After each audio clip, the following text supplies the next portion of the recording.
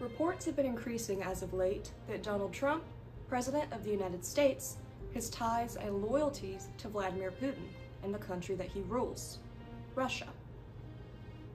Stoking these flames are confirmed reports from Caroline Leavitt, White House press secretary, that the president was not informed about a surprise attack before it took place.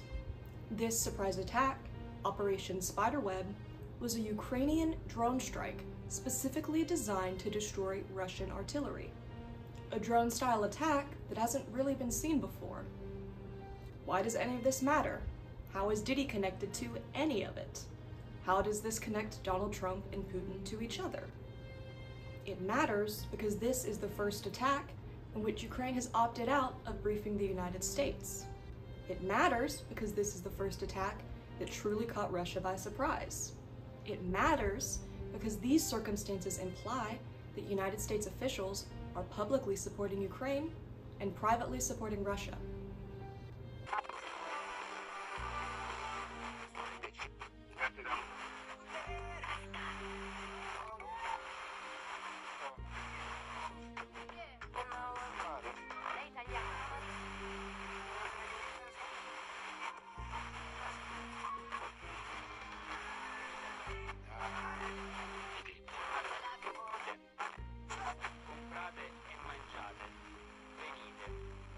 Comprate senza denaro, senza pagare, vino e latte. Perché spendete denaro? Fame, il vostro guadagno. As soon as Donald Trump rode down his infamous golden escalator in 2016, there have been reports of ties to him and Russia. Following his election in 2016, the FBI, multiple congressional committees, and a special counsel investigated possible Russian interference in the United States election. Russiagate, as it was called, resulted in the indictment of 12 military Russian intelligence officials who played a role in the United States election interference.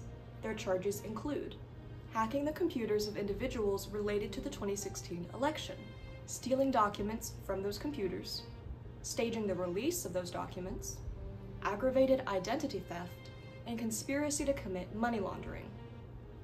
These 12 men, and possibly many others, created fake social media accounts. They posted a lot of disinformation that entered the American mainstream and affected Americans' thoughts. They targeted databases in order to collect information about individual registered voters to make their mission more effective. These findings came out in June of 2018.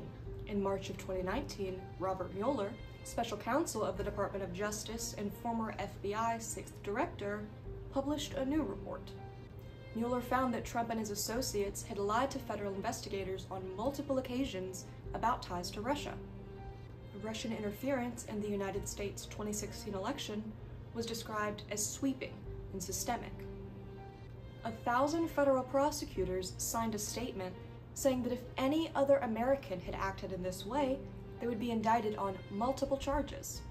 So why didn't Trump face any repercussions? Mueller makes clear in his report that if they were able to exonerate the president with their findings, they would. The Mueller report rather explicitly stated that it could not exonerate Donald Trump with the evidence presented. Donald Trump was certainly guilty of election interference and obstruction of justice, but the DOJ has a policy as to never indict a sitting president.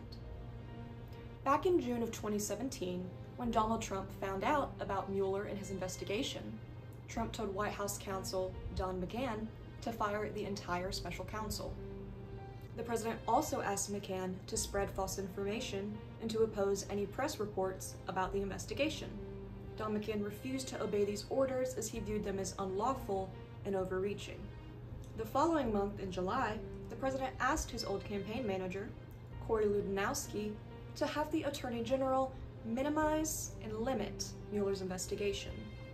Large portions of the Mueller report that was released to the public have been redacted.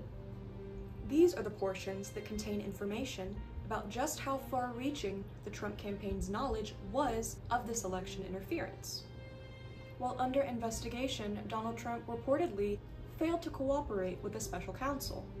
He refused interviews, rather providing written responses that were described as incomplete and imprecise, including over 30 instances of the president claiming that he cannot remember or does not recall specific event details. Even if the Mueller report hadn't found Trump guilty, he seems like he really wants to hide something. In July of 2019, Donald Trump and Volodymyr Zelensky, president of Ukraine, had a phone call. On this call, Trump asked Zelensky to investigate, or at least claim that he would investigate, already disproven claims that Ukraine was actually involved in the United States election interference. He also asked Zelensky to investigate Hunter Biden, Joe Biden's son, ties to Ukrainian businesses. Zelensky didn't do either of these things because they had both already been proven false. A few weeks after this phone call took place, the Trump administration withheld $391 million of aid to Ukraine that Congress had already approved. Around this time, a whistleblower began to communicate with the House and the Senate, claiming that Donald Trump was aiming to abuse his power and have Ukraine interfere in this next election. In September of 2019, Nancy Pelosi, the Speaker of the House, announced that articles of impeachment for Donald Trump would be proposed for obstruction of justice and abuse of power. The articles of impeachment passed the House in December, but was voted down in the Senate in February. Donald Trump so verifiably participated in election interference that he was able to be impeached for it. While Donald Trump himself was participating in election interference, he pointed the finger at his opponent, Hillary Clinton, and claimed that she was the one truly interfering in the election. This is a pattern that Donald Trump seems to have. He participates in some shady behavior, and then he points the finger and blames anybody else for his own behavior. How do I know that this is how the pattern works and not the other way around? Donald Trump always does it before he ever accuses someone else of doing it. Every time it follows the same pattern. He exposes his true intentions and behaviors with his accusations. This pattern continued in the 2020 election, alleging that because Joe Biden won, he stole the election. This resulted in the famous storming of the Capitol. Until he was elected in November of 2024, the entire 2024 election was surrounded with rumors of Kamala stealing the election. As soon as Donald Trump won, however, there were no more rumors of stolen elections. Since November 8th, 2024, many people have supposed that Donald Trump stole the election, in exactly the same way he accused Joe Biden of doing in 2020. While it has not been fully confirmed yet, there is a lot of evidence slowly coming out, and now much faster coming out, that this is the case. Eric Swalwell has been a congressman in California since 2013. Long before articles of impeachment were introduced to the Senate, Swalwell was advocating for impeaching Donald Trump. President Trump's admission yesterday that he would listen to and potentially take a foreign power's offer of dirt on a political opponent rather than report it to the FBI is a brazen disregard for our rule of law, a betrayal of our nation, and an invitation to our adversaries to attack us once again. We must stop this lawless president from tearing down our democracy. Not too long after, rumors began circling that Swalwell had connections to Chinese spies. Kevin McCarthy, the House Minority Leader, set up a meeting with the FBI and Nancy Pelosi to discuss Swalwell's possible ties to China. Afterward, Pelosi, a liberal Democrat, commented that she had no concerns about Swalwell. McCarthy, a conservative Republican who sat in the exact same meeting, announced that he had more questions than answers, and he didn't trust Swalwell.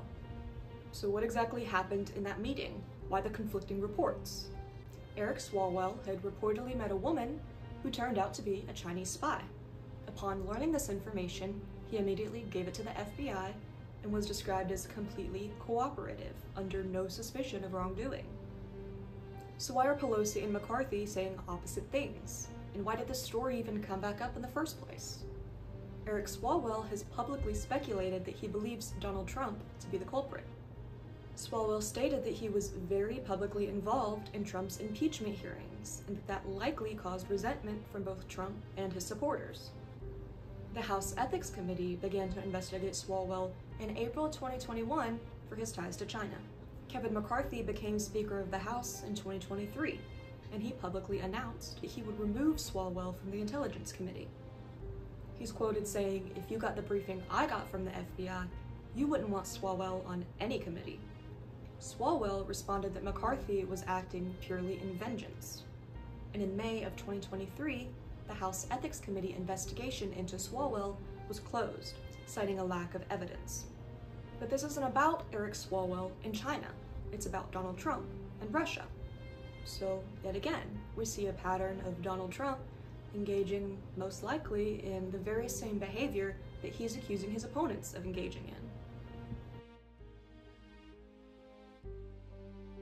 This next piece of information is unconfirmed and quite speculative. Alner Muziev, an ex-Soviet-era KGB agent, recently claimed that Donald Trump had been recruited to the KGB in the 80s under the codename Krasnov. As much as this information being true would add to the picture that I'm painting, it does seem far-fetched. Why would this old spy suddenly feel the need to tell people about this? Nevertheless, these claims fired up many on the internet. I wasn't going to include any of this information at all. That is, until I found a corroborating claim made years earlier. This, of course, still doesn't make either claim true, just slightly more plausible. In 2021, Yuri Shvets, ex-KGB officer, claimed that Donald Trump had been under cultivation by the KGB since 1987. 1987 is when Donald Trump took his first trip to Russia. Shvets has been proven correct on other occasions, giving accounts of secret assassinations with the correct details. And he wasn't even claiming that Trump was fully recruited by the KGB, just that he was identified as extremely vulnerable, intellectually and psychologically, and prone to flattery.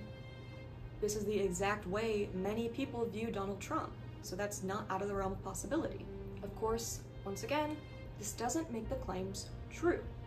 But if it were true, his accusations on Swalwell would be following his favorite pattern.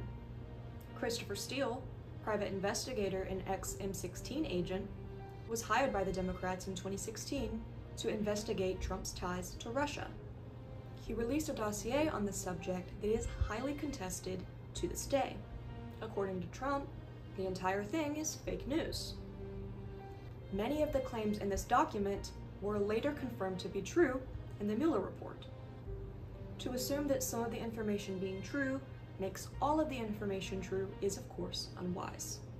While Christopher Steele is renowned for his investigative integrity, I'll remind you that not all of the statements in the dossier have been proven to be true. These are the opinions of Christopher Steele, and you can make your own. The dossier states that Donald Trump had been collaborating with the Kremlin for a very long time, gaining information on his opponents long before 2016. Steele also reports that the Trump administration is quite relieved at all this press on Russia, as it takes eyes away from the more damning evidence that China and Saudi Arabia interfered in the elections. It's reported that the Kremlin has obtained compromising material, or compromat, on Donald Trump. This includes video footage of him engaging in, quote, sexually perverse acts. The Ritz-Carlton Hotel in Moscow was fitted with cameras and microphones to be able to obtain this compromat. It is reported that while Donald Trump was at this hotel in 2013, that he hired sex workers to defile the presidential suite, where the Obamas had stayed, by performing a, quote, golden shower show for him. This event allegedly took place in 2013, several years before Donald Trump would enter the mainstream as a political figure. Associates of Trump in St. Petersburg have reported that he was known for, quote, wild sex parties, and it's reported that any direct witnesses have been bribed or disappeared. Trump told the media himself that he recalled with pleasure the company he had in Russia. Witnesses have described an official professional meeting between Donald Trump and the mayor of Moscow, in which Donald Trump brought two young, beautiful women on his arm. A transcript of text messages can be found in the Steele dossier between Michael Cohen and Georgi Scalazzi, stopped the flow of some tapes from Russia. Not sure if there's anything else, just so you know. Tapes of what? Not sure of the content. The person in Moscow was bragging, had tapes from Russia trip. We'll try to dial you tomorrow, but wanted you to be aware. I'm sure it's not a big deal, but there are lots of stupid people out there. You have no idea. I do. Trust me. He needs me to make it to the White House, Mike. These texts are dated October 30th, 2016. Reading them, it certainly seems like even if the tapes don't exist, somebody was very concerned that they could.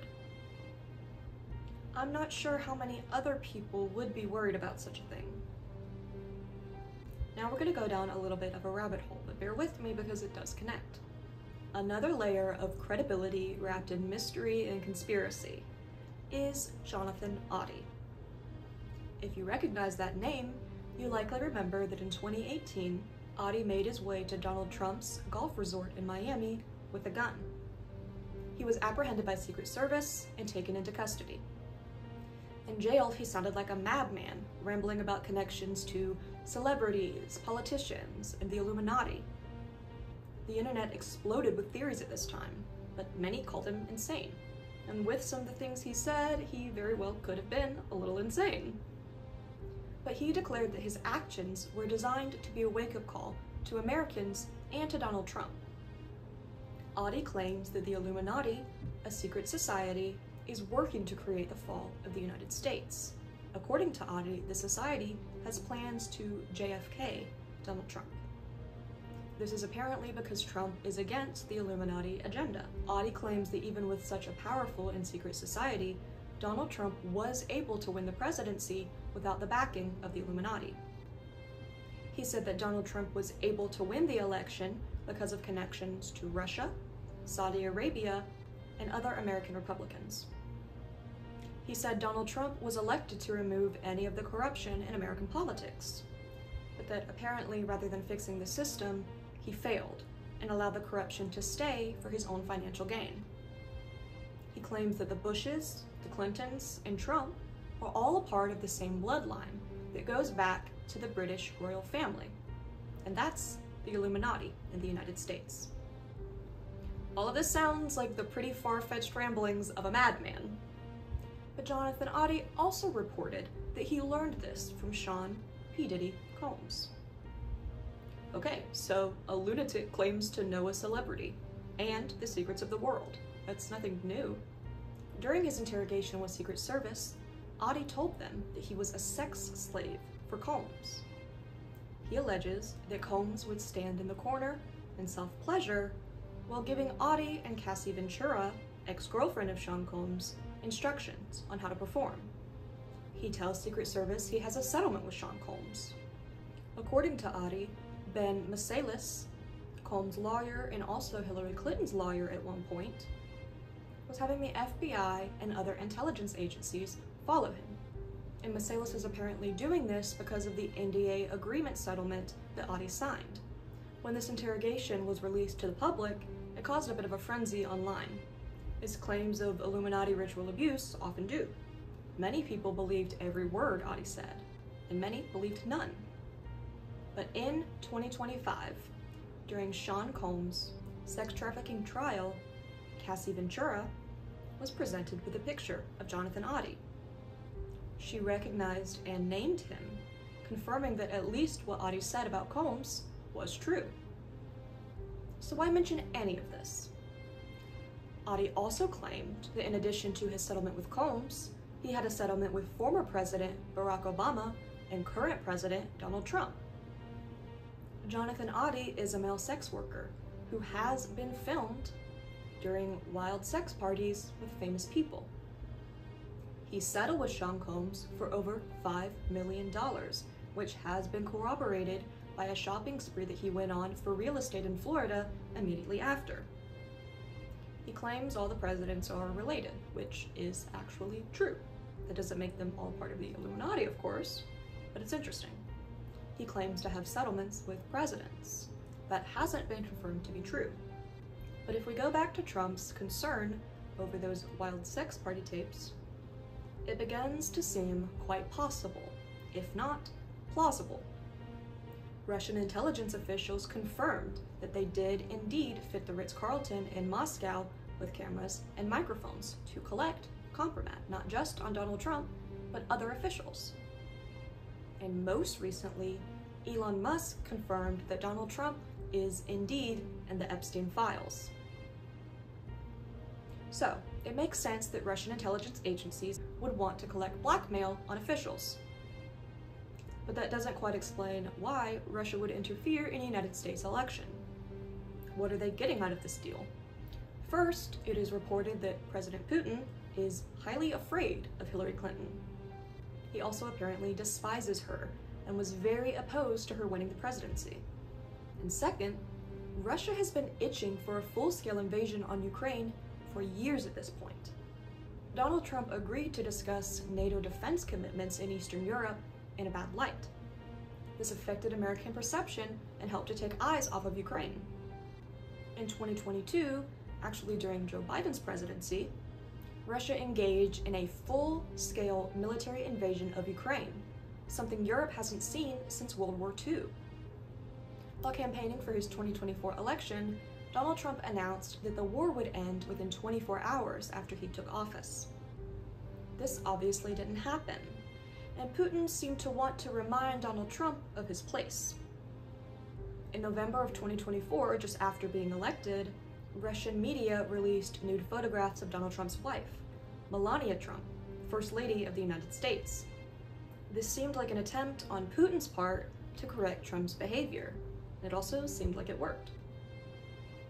Donald Trump slowly changed his tune around the Russian invasion of Ukraine, not entirely in the public, but also not entirely hidden. He sat in on many peace meetings between the two countries.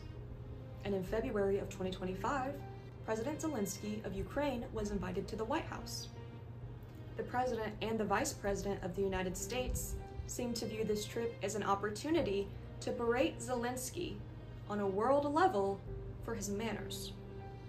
They began to claim that Ukraine and Zelensky were entirely at fault for the war and that Russia wanted peace.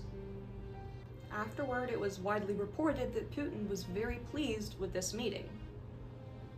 Both of the motives that Donald Trump could hold and the motives that Russia could hold are playing out right before our eyes.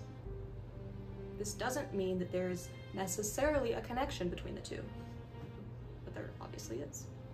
And Russia being caught by surprise only during Operation Spiderweb, the only operation the US government wasn't briefed on, seems to really confirm the position that Donald Trump is publicly supporting Ukraine and privately leaking information to and supporting Russia.